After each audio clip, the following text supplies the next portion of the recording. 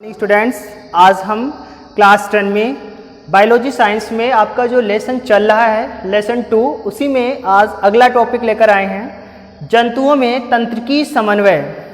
अभी तक आप समझे थे समन्वय क्या होता है, कोऑर्डिनेशन क्या होता है, तालमेल क्या होता है, परंतु आज हम समझेंगे तंत्रिकी समन्वय। तंत्रिका में समन्वय किस प्रकार से होता है।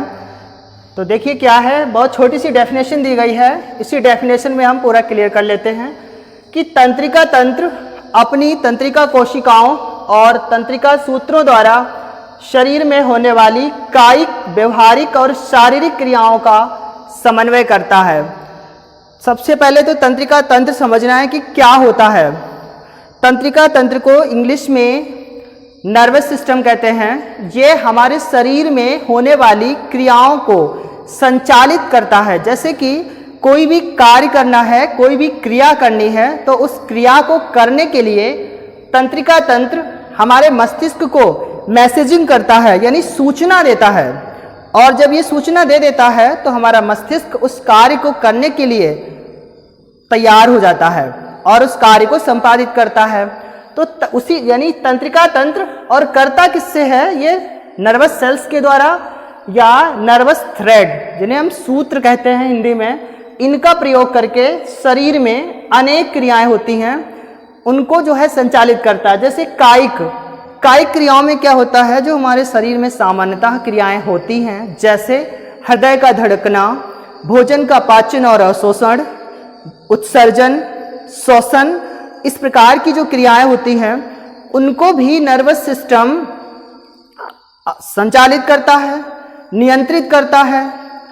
और उसके साथ में शरीर में होने वाली शारीरिक क्रियाएं, जैसे उठना बैठना, खेलना कूदना, और व्यवहारिक क्रियाएं जो हमारे व्यवहार से संबंधित हैं, जैसे हंसना, रोना, इस प्रकार की जो ये क्रियाएं हैं, इन सभी क्रियाओं के बीच में तालमेल बैठाना होता है, संतुलन बनाना होता है।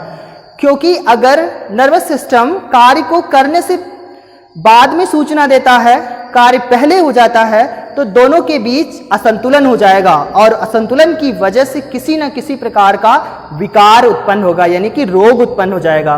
तो उस रोग यानी से बचने के लिए, कार्य को सही और सुव्यवस्थित संपादित करने के लिए तंत्रिका तंत्र जो है वो सही समय पर मस्तिष्क को मैसेजिंग करता है, सूचना देता है, और जैसे ही उस अंग को सूचना मिलती है वो अंग कार्य करना प्रारंभ कर देता है। तो इन सभी क्रियाओं के बीच जो तालमेल और संतुलन बनाना होता है वो तंत्रिका का कार्य होता है, और इसी तंत्रिका के द्वारा संतुलन बनाने को तंत्रिकी समन्वय या नर्वस कोऑर्डिनेशन कहते हैं। तो ये समाप्त हो गया। इसके आगे बढ़ते हैं कि यह समन्वय दो अलग अलग स्तरों पर होता है। यानी ये जो समन्वय है, कोऑर्डिनेशन जो है, जीवधारियों में दो तरीके से होता है या दो प्रकार की क्रियाओं के माध्यम से होता है। पहली तो क्रिया है कि जो शरीर के अंदर आंतरिक अंग हैं, यानी जो बॉडी के इंटरनल पार्ट हैं, वो इंटरनल पार्ट के द्वारा इन कार्यों को कंट्रोल किया जाता है। जैसे आपका उदाहरण में कुछ लिए गए हैं, होते बहुत है हमारे शरीर में। हृदय का धड़कना, आपको पता है कि हृदय पंप करता है।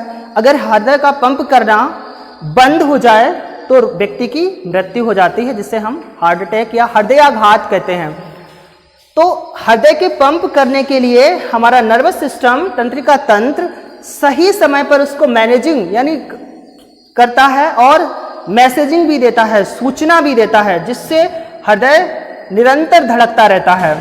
और इसी के साथ भोजन का पाचन व अवशोषण, आपको पता है हमारे द्वारा लिया गया भोजन आहार नाल के माध्यम से आमाशय में पचता है और पचित भोजन रसांकुरों द्वारा अवशोषित कर लिया जाता है, तथा अपशिष्ट भोजन हमारे उत्सर्जी अंगों के द्वारा उत्सर्जित कर दिया जाता है। तो इस पूरे प्रक्रम को करने के लिए भी नर्वस सिस्टम काम करता है और सही समय पर भोजन को जो है उत्सर्जन के लिए प्रेरित करता है। इसी के साथ कुछ और उदाहरण है, फेफड़ों तथा वृक्कों द्वारा उत्सर्जी पदार्थों को अलग करना। आपको पता है हमारे शरीर के प्रमुख उत्सर्जी अंग किडनी, जिसे हम हिंदी में वृक्क कहते हैं, किडनी का कार्य क्या होता है कि यह हमारे शरीर में उपस्थित रुधिर में अपशिष्ट पदार्थ जैसे यूरिया, अमोनिया, यूरिक अम्ल को रुधिर से अलग करके मूत्र के माध्यम से शरीर से बाहर उत्सर्जित करता है।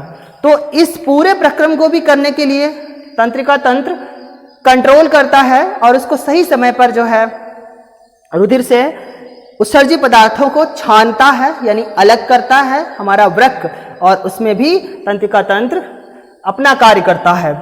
इसी के साथ इन सभी क्रियाओं को तंत्रिका तंत्र नियंत्रित करता है और जो शरीर के अंदर का एनवायरनमेंट है, भीतरी वातावरण है, उस वातावरण के बीच सामंजस्य स्थापित करता है, यानी सभी क्रियाओं का तालमेल सही ढंग से बैठाता है। यानी कि पहले हम भोजन को मुख-गुहा में लेते हैं, मुख-गुहा से भोजन यानी भोजन नली फूड पाइप से होता हुआ आमाशय पहुंचता है।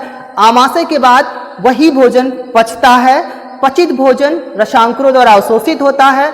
अपशिष्ट भोजन मलाशय के माध्यम से गुदा द्वार से बाहर उत्सर्जित होता है। तो ये पूरे प्रक्रम को डायरेक्टिंग और मैनेजिंग जो करने वाला अंग है वो हमारा नर्वस सिस्टम है। इसे हम आंतरिक समन्वय या तंत्रिकी समन्वय का पहला भाग समझ रहे थे। इसके बाद अब हम आते हैं दूसरे भाग पर कि बाहरी वातावरण से प्राप्त उद्दीपनों का विश्लेषण करके उनके प्रति उचित अनुक्रिया का प्रदर्शन, इसे समझते हैं। देखिए इसमें हम उदाहरण लेते हैं, जैसे आपको रास्ते में कांटा चुभता है, कांटा चुभते ही हमारा पैर क्या होता है, झटके से ऊपर उठ जाता है। तो कांटा का चुभना बाह्य उद्दीपन है और हमारे द्वारा झटके से पैर का ऊपर उठना अनुक्रिया है। यानी कि हमें दर्द का आभास हुआ और दर्द के आभास के कारण हमने अपने पैर को झटके से ऊपर उठा लिया, और झटके से पैर उठाने में बहुत ही कुछ सेकंडों का समय लगता है। तो अनुक्रिया हमने अपने दर्द की वजह से व्यक्त की। तो इन दोनों के बीच में जो कोऑर्डिनेशन बना वो तंत्रिका तंत्र के माध्यम से। इसी के साथ दूसरा एग्जाम्पल देखते हैं। जब हम किसी बाजार में जाते हैं, स्वादिष्ट व्यंजन को देखते हैं, तब हमारे मुंह में लार आ जाती है। तो क्या है कि जो बाह्य उद्दीपन यानी जो बाहरी स्टिमुलस है वो स्वादिष्ट भोजन है, और मुंह में लार आना ये हमारे द्वारा व्यक्त की गई अनुक्रिया है। अनुक्रिया को ही हम प्रतिक्रिया यानी रेस्पॉन्स भी कहते हैं। तो दोनों के बीच में यानी भोजन का देखना, मुंह में लार का आना, दोनों के बीच में जो समन्वय हुआ, जो कोऑर्डिनेशन हुआ, उस कोऑर्डिनेशन को काम किया हमारा नर्वस सिस्टम। क्योंकि जब हम भोजन देखते हैं तभी लार आती है, जब हमारे शरीर में कांटा चुभता है तभी हम पैर ऊपर उठाते हैं। इसी प्रकार से किसी गर्म बर्तन में हाथ टच होता है तो हाथ हमारा झटके से गर्म बर्तन से दूर आ जाता है। अगर हाथ गर्म बर्तन से टच नहीं होगा तो दूर भी नहीं आएगा। यानी अनुक्रिया का होना उद्दीपन पर निर्भर करता है। जब तक बाह्य उद्दीपन उपस्थित नहीं होगा तब तक अनुक्रिया नहीं होगी। तो दोनों के बीच में जो कोऑर्डिनेशन होता है वो तंत्रिकी समन्वय के कारण होता है, नर्वस सिस्टम के द्वारा होता है। इसी के साथ आज का टॉपिक जंतुओं में तंत्रिकी समन्वय समाप्त होता है।